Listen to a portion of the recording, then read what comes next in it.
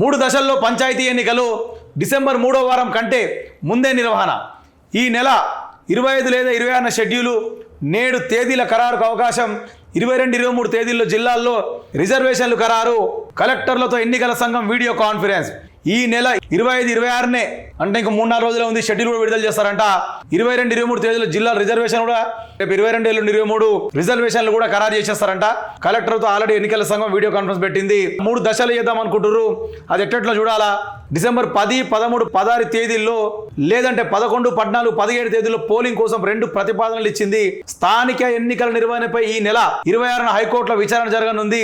50% రిజర్వేషన్లతో ఎన్నికలకు అనుమతిస్తే ఈ మేరకు ప్రతిపాదన సిద్ధం చేసి రాష్ట్ర ప్రభుత్వం నివేదికిస్తుంది. 24వ తారీఖు రోజు హైకోర్టులో విచారణ పెండింగ్ ఉంది. ఆ రోజు విచారణ జరిగి 24వ తారీఖు తీర్పిస్తుంది. 50 ఎట్లా తీర్పు ఏముంది? కామన్.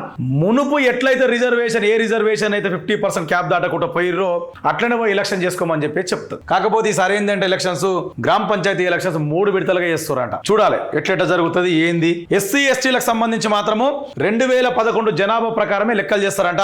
బీసీలకు సంబంధించి మాత్రము 2024 కులగణన ఏదైతే మనం చేసిరో సర్వే, బోగస్ సర్వే చేసిరు కదా కాంగ్రెస్ వాళ్ళు, దాని ప్రకారము ఇస్తారంట.